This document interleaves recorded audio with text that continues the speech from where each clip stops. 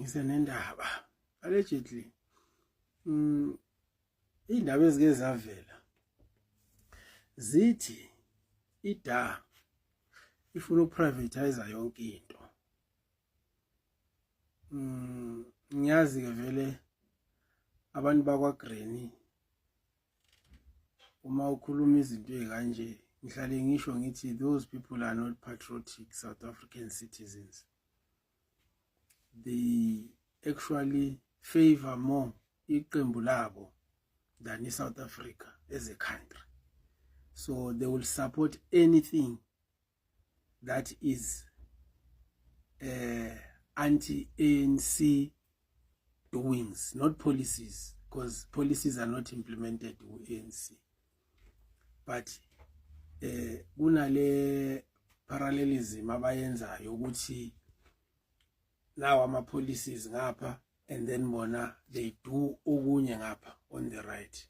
So basically mawuvotela ANC you are actually voting ida in actual fact. So njengoba belwela ithwane kangaka kunama power station lapha ePitori okuthiwa sayina ama 40 years nama IPPs, but that one is not public knowledge. uSilius Brink wahlela leyo nto wayenza yena, hence they were fighting kangaka ukuthi ida ingaphumi ePitori. So such things mawuzikhuluma kube ngathi ukhuluma umsuzo nje, kanti cha into ekhona abantu kumele baqonde lokhu ukuthi South Africa is for us. It's not for Osilius Brink neda or Helen Zille. It's for us, all of us. So whatever happens there, it involves us. Ukuthi thina we are not role players or asina mali, it does not necessarily mean ukuthi they must just give us a middle finger and do as they please. So mina I'm happy ngento eyenziwe Action SA ne-ANC. Phela I mean uma ngabe kwenzeka into right kumele singcono. Ukuthi ngi-MK akusho lutho lokho.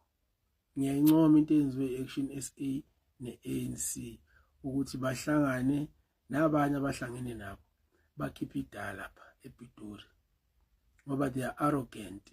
They want to privatize everything that they can get their hands on. And nakwabanye abomasipala la kuphethe khona ida nikwazi lokho ukuthi basayina amaliza amade for ama IPPs. That is the plan.